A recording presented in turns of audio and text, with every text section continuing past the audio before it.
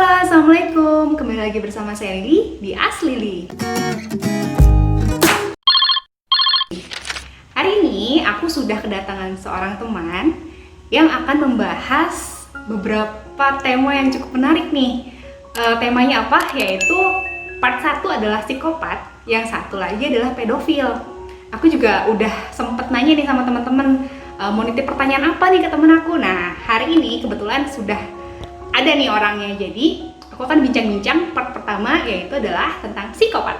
Nah, sebelum kita mulai, kita coba kenalan dulu ya sama temanku. Halo. Halo semuanya. Hai. Halo. Boleh nggak dikenalin dulu? Siapakah dirimu? Halo, Assalamualaikum dan selamat sore. Perkenalkan, nama saya Muslimah Asalam. Saya psikolog klinis di Kota Makassar di salah satu lembaga layanan psikologi yang namanya Psikomorfosa. Nah, seperti itu. Oke. Sudah dari kapan nih berkecimpung di dunia psikologi klinis? Sejak lulus kan 2016, 2017 sudah mulai bekerja sebagai dosen selama 2 tahun di Kota Palu, kemudian sekaligus sebagai psikolog klinis juga di salah satu layanan psikologi di kampus di Kota Palu. Wow, keren. Udah cukup lama ya, 3 tahun ya. Jadi gini, teman-teman aku tuh udah sempat nitip pertanyaan gitu, pada penasaran juga kan tentang ada kasus-kasus lah di luaran itu tentang psikopat, atau kayak ada film-film tentang psikopat. Nah, tapi sebenarnya psikopat itu sendiri apa sih kalau kita lihat dari kacamata psikologi? Oke.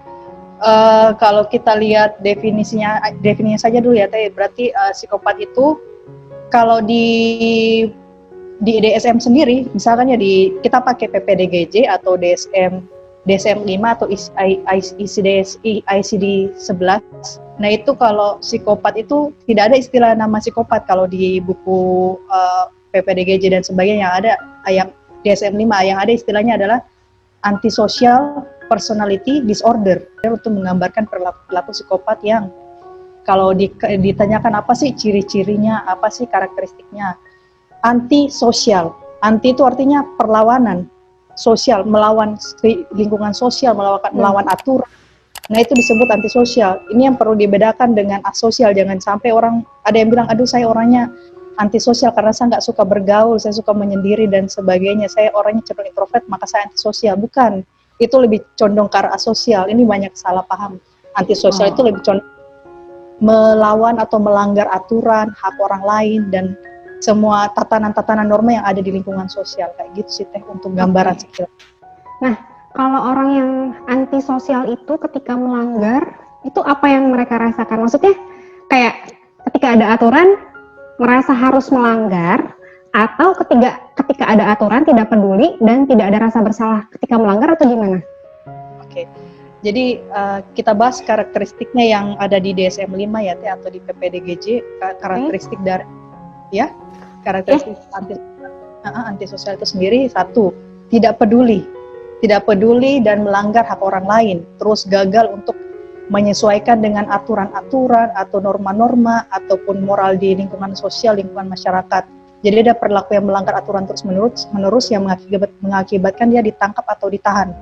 Terus berbohong atau pathological lying atau pseudological fantastika. Dia berbohong, memanipulasi orang lain, mengakal-akali orang lain. Bagaimana caranya supaya akhirnya menipu orang lain sampai dia akhirnya bisa dapat apa yang menjadi keinginannya, apa yang menjadi tujuannya dia. Jadi dia bisa memanipulasi orang lain dan membohongi orang lain. Terus ya, ciri lain itu impulsivitas. Kan kita kenal dulu Teh, ada orang yang biasanya dia berpikir dulu baru bertindak. Nah, ini yang satu bertindak dulu baru pikirnya belakangan. Jadi saya lakukan dulu apa yang saya inginkan tanpa saya pikirkan sama sekali. Nah, ini ciri-cirinya juga seperti itu, melakukan tindakan tanpa dipikirkan ke depan apa konsekuensinya, apa dampaknya dan sebagainya. Terus ciri yang lain juga itu adalah dia gampang mudah terganggu, gelisah, gampang mudah marah, gampang mudah untuk agresif atau melakukan kekerasan fisik sama orang lain. Sama perilakunya juga jadi ceroboh atau reckless, ceroboh pada dirinya sendiri maupun orang lain. Jadi kayak misalkan bawa mobil sama orang, dia tidak peduli orang itu mau selamat atau tidak, yang penting dia lakukan semua hal yang diinginkan dengan sesuka hatinya, seperti itu. Terus ada secara konsisten atau menetap dia tidak bertanggung jawab, entah sama keluarganya, entah sama pekerjaannya, entah sama apapun itu dia tidak bertanggung jawab. Sama ini yang tadi dibahas mengenai pertanyaannya adalah apa yang dia rasakan, karena dia punya karakteristik yang cenderung lack of remorse of guilt or guilty feeling, artinya kurang memiliki perasaan bersalah. Jadi tidak merasa bersalah atau kurang memiliki empati, bisa menempatkan dirinya di posisi orang lain. Bagaimana sih rasanya kalau misalkan saya pukul orang lain, saya bunuh orang lain? Dia tidak ada perasaan, dia kurang banget memiliki perasaan cemas. Itu juga tidak ada, cemas atau apapun itu tidak ada. Jadi karena tidak ada perasaan cemas, tidak ada perasaan untuk empati dengan orang lain, tidak peduli dengan perasaannya orang lain, tidak ada rasa bersalah, jadi enteng-enteng aja, lempeng aja, lempeng aja untuk melakukan hal-hal yang kayak begitu tanpa ada. Kita kan mungkin, aduh saya membunuh, aduh saya begini, cemas. Nah orang ketika tidak ada cemas sama sekali, sudah karena antisosial yang kalau melakukan apapun tidak usah dipikirkan dan tidak ada rasa bersalah. Jadi santai saja. Sama kayak gini teh, kalau untuk menggambarkan psikopat atau antisosial itu, kita kan punya saringan teh ya teh. Yeah. Nah, saringan teh itu kalau orang normal, misalkan kita ya, alhamdulillah, kita punya saringan itu, terus di situ kita taruh teh, kan ada saringannya ya, menahan baru kita siram air, jadi tersaring kan teh. Itu kayak kita, kalau kita mau melakukan suatu tindakan ke orang lain, kita ada saringan dalam diri kita, atau kita kenal super ego. Benar nggak tindakan ini, baik atau tidak untuk orang lain, baik tidak untuk diriku, sesuai tidak dengan aturan yang berlaku. Kita masih punya saringan teh itu gitu. Tapi kalau orang psikopat atau antisocial personality disorder, nah saringan ini bolong, ibaratnya rusak saringan, jadi kosong, porus, bolong atau lubang. Jadi nggak ada yang menyaring dia lagi tuh, menyaring si super egonya itu atau yang nilai norma moral dan sebagainya itu tidak disaring. Kalau ada orang yang kesal, dia bikin dia benci, bunuh aja, terabas aja. Jadi sudah kayak nggak ada saringan. Kayak gitu sih teh. Berarti kalaupun ada aturan ya itu nggak dianggap sebagai aturan ya? Bisa juga dia tahu tapi ya nggak peduli. Ya maksudnya yang penting sekarang adalah dirinya. Tujuan saya tercapai. Dan ini juga terkait dengan pengalaman-pengalaman dia di masa lalu juga sih teh, sampai akhirnya membentuk dia jadi orang yang seperti itu. Jadi ingin balas dendam, tidak peduli aturan. Ini terkait dengan apa yang terjadi di masa lalu dan penanaman nilai-nilai moral dan aturan di masa kecilnya. Oke, itu menarik tuh, nanti akan kita bahas ya. Tapi aku penasaran juga, tadi kan sempat kamu bilang bahwa mereka itu tidak bertindak dulu baru berpikir ya, tidak ada berpikir sebelum bertindak gitu kan. Ya. Lalu bagaimana jika ada yang pembunuh berantai yang merencanakan pembunuhannya segitu matangnya, tapi melakukannya itu ya dengan sadis gitu? Apakah itu juga dikatakan psikopat atau bukan karena ada proses berpikir dan merencanakannya? Oke. Yang berencana masih termasuk antisosial juga teh, kalau memang tujuannya adalah untuk melanggar moral, norma, aturan, dan untuk ini kan sebenarnya kan yang dimaksudkan ini adalah saya punya impuls atau kita kenal saya punya dorongan, agresi ataupun apapun itu, kebencian, kemarahan, dendam, saya ingin lampiaskan dengan segera. Nah kalau misalkan dia punya pikiran ini super egonya ya teh, kalau misalkan dia punya super ego yang baik atau norma yang baik, penalaran nilai norma moral itu yang dipertimbangkan dulu. Oh jangan, saya kalau membunuh atau menyakiti orang lain itu akan membuat keluarganya sedih dan itu tidak baik secara agama, dan ini kan yang tidak ada sama dia. Nah ini yang dimaksudkan dengan tidak ada berpikir mengenai itu sebelum bertindak, tapi bertindak dulu soal aturan norma moral, sudahlah saya nggak peduli, kayak gitu. Sesudahnya pun nggak ada yang dia pikirkan ya? Dan nggak ada rasa bersalah, rasa bersalah dan sebagainya. Berarti fokus tidak mikirnya itu lebih ke nilai-nilai moral dan juga aturan ya? Iya. Oke.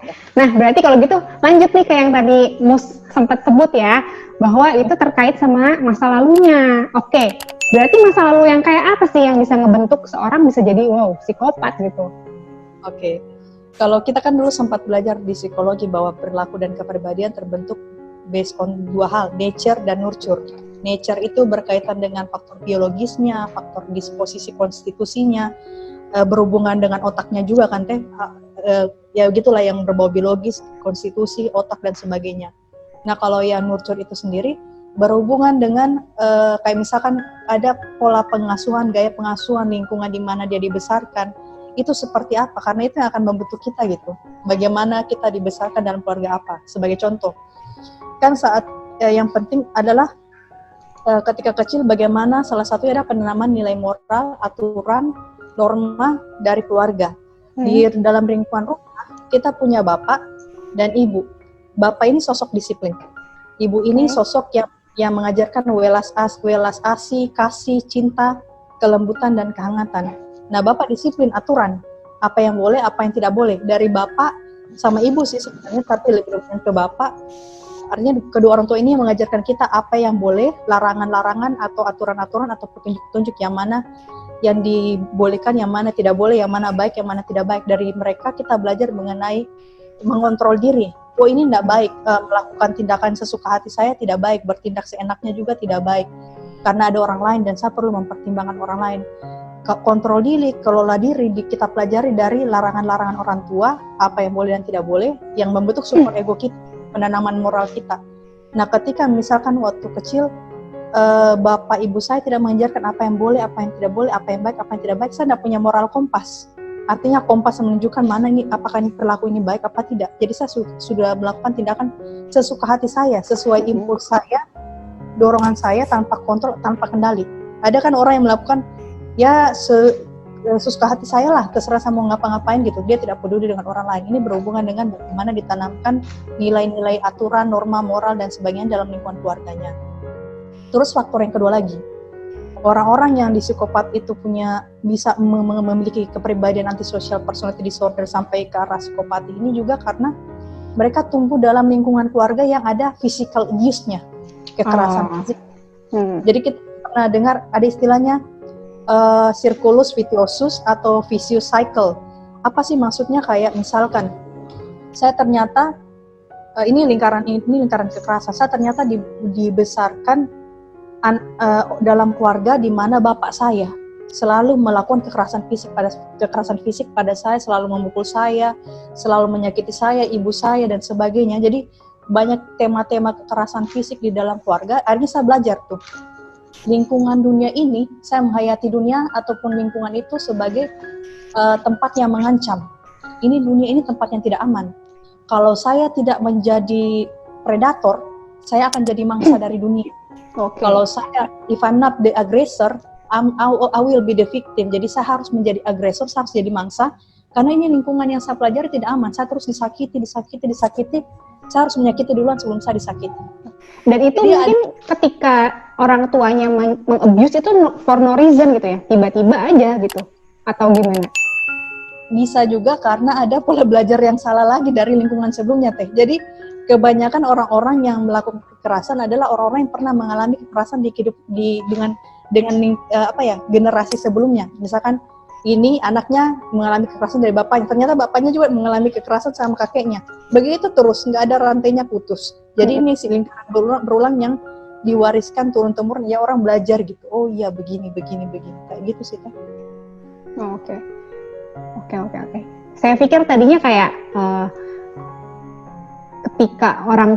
ketika dia salah, mau dia benar, mau dia lagi diem, dia lagi nggak apa-apa, ya orang tuanya berkecenderungan untuk physical abuse ke dia gitu. Makanya dia berpikir bahwa bahasa orang berkomunikasi itu ya dengan cara menyakiti gitu. Saya pikir tadinya begitu.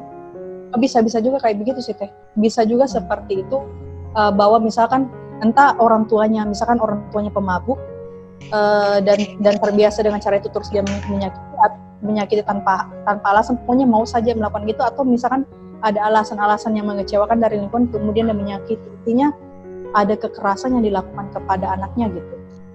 Kayak pelampiasan gitu ya? Ya, pelampiasan bisa juga seperti itu. Oke. Terus itu kan berarti dari sisi nurture ya, lingkungan. Kalau secara nature, berarti ada juga kemungkinan dia diturunkan genetik si antisosial itu? Iya, kalau misalkan ini Teh, kalau di bukunya Milon sendiri dia ada bedakan antara psikopat dan sosiopat lagi. Oke. Kayak misalkan dia katakan gini, kalau psikopat itu bedanya dengan sosiopat, psikopat itu punya disposisi konstitusi atau alasan biologis, terus ditambah lagi dengan lingkungannya yang hostile, yang mengajarkan kekerasan atau yang membuat dia belajar tentang kekerasan, membuat dia ingin balas dendam, membuat dia merasa tidak aman sampai dia ingin menyerang orang lain, menyakiti dulu sebelum disakiti. Nah, kalau sosiopat tidak ada alasan biologis atau tidak ada alasan konstitusi, tapi karena faktor lingkungan saja gitu yang membentuk dia sampai akhirnya hostile lingkungan yang keras dan kasar dan kejam kayak gitu. Nah, oke, berarti ada beberapa orang yang memang secara genetik punya apa ya namanya tuh, kemungkinan memang punya gennya untuk mengalami itu ya. Kalau kita mau pakai transgenerational approach bahwa ternyata trauma itu diwariskan secara turun-temurun dari leluhur ke generasi berikutnya, dan itu traumanya mereka di atas menempel dalam tubuh kita, di DNA kita gitu, dalam bentuk kortisol. Jadi itu kemudian diwariskan, dan jadi bisa saja itu kemudian dari trauma yang belum selesai ngumpul di kita, akhirnya muncul bawaan biologis atau nature kayak tadi yang membuat kita akhirnya menyakiti atau menyerang orang lain. Oh, tuh teman-teman dengerin, kalau misalnya mengalami trauma, sebaiknya memang diselesaikan. Kalau misalnya tidak bisa diselesaikan sendiri, cari profesional, karena khawatirnya akan diturunkan ke turunan kita, kan kasihan ya. Gitu Bu Mus. Tapi bisa ya, kita maksudnya bisa melakukan suatu terapi yang menyelesaikan trauma sehingga mencegah penurunan si genetik itu, bisa ya? Bisa. Oke. Oh, ini aku tadi baru inget, tadi pas ngomongin soal yang lingkungan, itu aku juga sempat nonton. Ada film seri di Netflix based on reality, judulnya Mindhunter. Pernah nonton nggak? Oh iya, udah pernah nonton. Udah pernah ya? Itu bener nggak sih kalau misalnya berdasarkan penelitian si FBI itu kan katanya orang-orang psikopat itu lahir dari keluarga yang ayahnya pergi, terus ibunya itu kejam secara emosional gitu. Kalau yang tadi kan kalau kata Mus kan ayah sosok disiplin, nah disiplinnya hilang berarti ya kalau ditinggalin. Nah si ibunya sosok yang harusnya memberikan kasih sayang, tapi ibunya ternyata kayak begitu gitu. Itu bener nggak sih berarti kalau teorinya dari si FBI itu? Nah itu bisa karena kan jadinya nggak selamanya bapak yang melakukan kekerasan, tapi bisa jadi ibu yang, dari ibu kan kita belajar tentang cinta kasih, bagaimana mengasihi makhluk lain, mengasihi kucing, mengasihi anak manusia, mengasihi orang lain. Tapi kalau ternyata dari ibu yang seyogyanya mengajarkan kita cinta kasih, bagaimana perlu compassion dan sebagainya, tapi malah mendidik kita dengan kekerasan, dia jadi belajar kan, artinya dunia ini adalah tempatnya kekerasan. Kalau saya nggak menjadi predator, saya jadi mangsa dari dunia ini. Jadi bisa jadi seperti itu gitu, nggak harus bapak atau ibu, tapi bisa kedua-duanya, ataupun kakek nenek, om, tante, atau siapapun yang membesarkan dia. Bagaimana cara dia dibesarkan, apakah dengan kekerasan dan kekasaran dan tidak ada cinta kasih diajarkan, dia jadi belajar untuk melakukan kekerasan, apalagi tidak ada penanaman nilai norma moral yang tadi ya, bagaimana yang baik ke sesama umat manusia, ke sesama orang lain gitu. Oke. Nah, ini ada pertanyaan juga dari salah seorang temanku. Katanya kan kalau misalnya pemicunya berarti udah tadi ya dijelaskan. Tapi katanya kenapa sih rata-rata orang yang psikopat itu charming? Katanya begitu. Bener nggak sih? Iya, ini kemarin sempat juga waktu di kuliah umum kita di Psikologi 4, seorang pengajar dan peneliti dari Malaysia datang menjelaskan, coba kamu pilih nih, yang mana yang kira-kira wajahnya psikopat. Ternyata yang psikopat itu bisa jadi yang charming. Nah, kenapa tuh? Nah, ini saya kaitkan dengan kasusnya Ted yang terkenal di luar negeri, Ted Bundy sebagai seorang psikopat atau antisocial personality disorder. Ted Bundy itu cakep banget, ganteng, terus yang enak banget diajak berhubungan interaksi, dan itu berhubungan interaksi selain itu dia seperti magnet loh akhirnya dengan mudah mangsa-mangsanya mendekat. Jadi kalau predatornya menunjukkan tampang sudah seram dan menakutkan duluan, orang si kupu-kupu ataupun kumbang itu nggak mau datang. Oke. Tapi kalau kan itu salah satu bentuk manipulasi dari antisosial, manipulasi untuk mengakal-akali. Saya sebagai mangsa nih, gimana caranya saya dapat predator yang ingin saya bunuh atau saya cincang atau saya mutilasi. Saya perlu tampilkan ibaratnya kan kelihatan. Iya. Tapi saya jadi bingung juga nih gitu loh. Maksudnya gini, kan dibilangnya mereka punya anggapan bahwa dunia itu kejam, jadi mereka harus jadi predator dulu sebelum dimangsa. Tapi mereka menunjukkan dirinya sebagai seorang yang charming untuk menarik orang-orang yang lemah, bukan lemah sih, apa ya namanya, yang tertarik sama orang-orang yang charming. Gak ngerti saya jadinya, gimana ya? Oke, jadi kan itu kan salah satu bentuk ini karakteristiknya adalah dia manipulatif. Saya butuh untuk melampiaskan kemarahan saya. Misalkan saya dibesarkan tadi dengan cara yang menyakitkan, atau saya punya pengalaman kayak Ted Bundy itu punya pengalaman dia ditinggal menikah kalau nggak salah atau diputuskan sama pacarnya saja gitu kan. Jadi itu perlu ada kemarahan, ada kebencian, dendam, dan itu perlu dia manifestasikan, perlu dia keluarkan, dia lampiaskan. Dari selama kecil dia pelajari bahwa untuk lampiaskan ya kayak gitu kan, berbau agresi. Dia cari wanita yang mirip dengan mantannya, dia dekati dengan charming-charmingnya, wanita itu mendekat dan terbuai dan terpesona dan tertipu.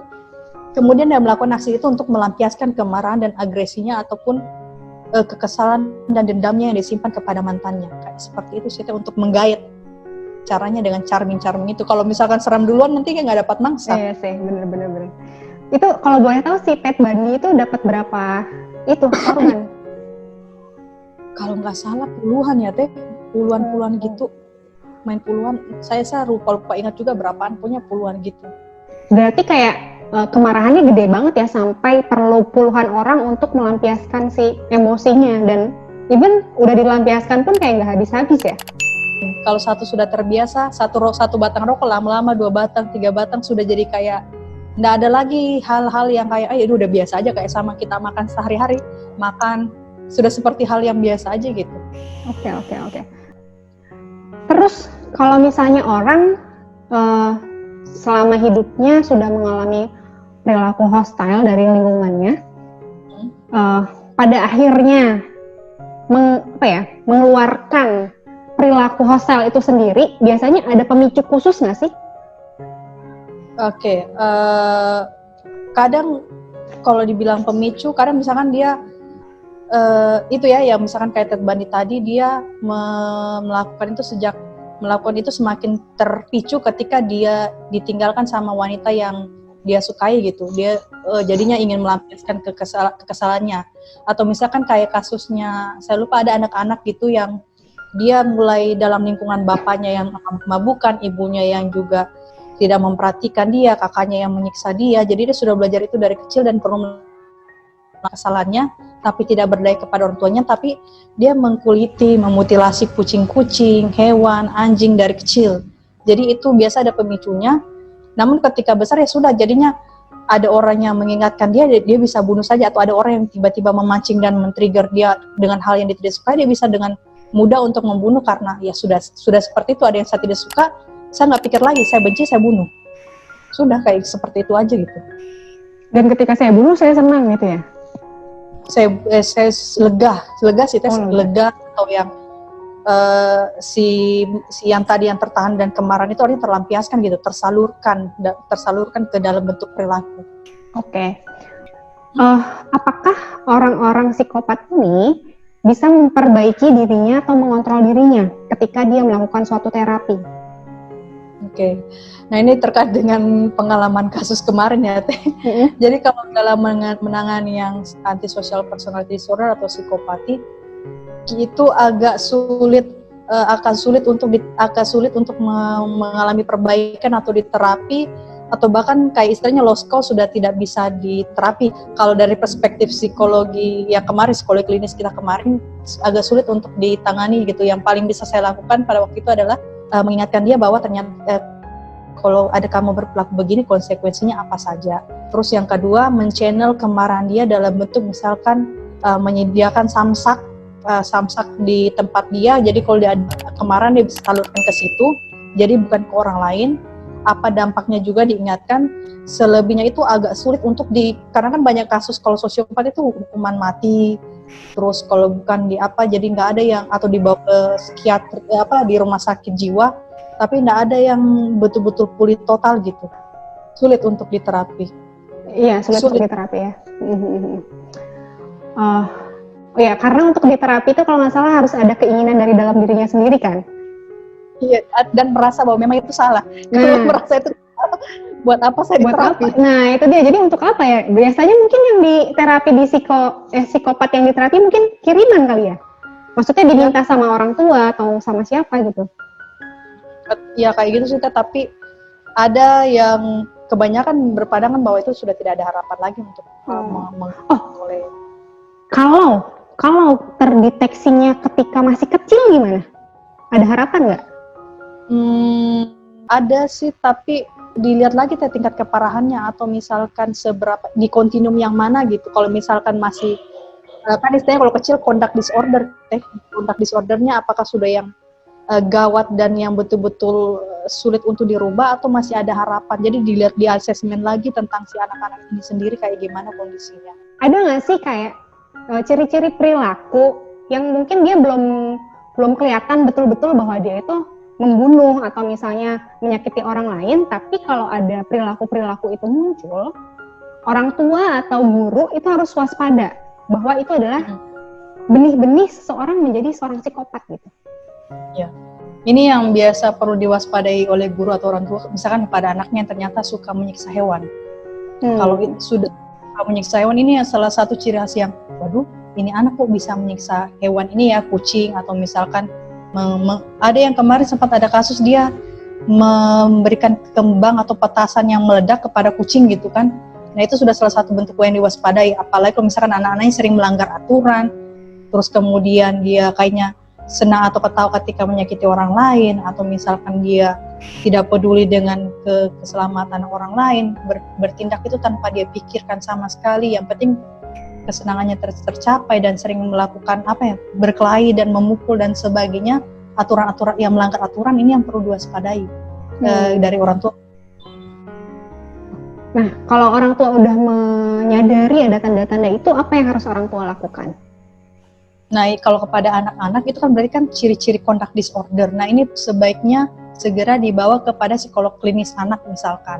Kan kita ada bagian psikolog klinis anak itu, bawa anak-anaknya ke situ, karena kemarin kan banyak teman-teman yang praktek, oh iya dia punya berapa lain yang diagnosanya conduct disorder gitu. Kita belum mengkategorikan antisosial karena dia masih anak-anak, dikategorikan dengan conduct disorder. Oke. Dan mungkin kalau misalnya yang namanya terapi perilaku kan nggak bisa cepet ya, jadi harus bersabar juga ya orang tuanya ya. Iya, benar. Jangan sampai nanti kalau misalnya udah memutuskan untuk terapi, baru 1 kali atau 2 kali terapi ngerasa nggak ada perubahan terus berhenti ya. Sayang banget ya. Seperti itu. Benar. Harus bersabar. Oke, mungkin kita ngobrol-ngobrol tentang psikopatnya sampai sini dulu. Nanti akan ada part 2-nya tentang pedofil. Cuman sebelum kita tutup obrolan tentang si psikopat ini, mungkin ada beberapa yang akan aku simpulkan, bahwa ternyata psikopat itu sebenarnya adalah istilahnya antisosial atau sosiopat ya. Jadi kalau misalnya sosiopat itu akibat pure karena lingkungan, tidak ada campur tangan genetik. Tapi kalau antisosial itu biasanya ada campur tangan genetik dan juga si lingkungannya yang kurang baik tadi. Lalu ciri-cirinya adalah orang-orang yang tidak peduli sama aturan, tidak punya rasa bersalah ketika melakukan suatu kesalahan, tidak punya norma atau pegangan pedoman hidup tentang benar atau salah. Biasanya jadi ketika akan melakukan kejahatan itu karena memang ingin dan tidak peduli sama orang lain. Ketika sudah melakukannya pun ya udah gitu ya. Ini kan terserah gue dong, gue mau ngapain kayak gitu. Dan sayangnya belum ada bisa dibilang harapannya atau prognosanya untuk sembuh tipis gitu. Jadi sebaiknya memang kita sebagai orang tua berkontribusi untuk mencegah anak-anak kita tumbuh menjadi seorang yang seperti itu dengan menyelesaikan trauma kita atau menciptakan lingkungan yang positif untuk anak. Nah, selanjutnya kita akan membahas tentang pedofil. Kemarin ada yang nanya kan, apa sih bedanya psikopat dan pedofil? Lanjut ke part 2-nya ya. Sampai ketemu di part 2. Terima kasih.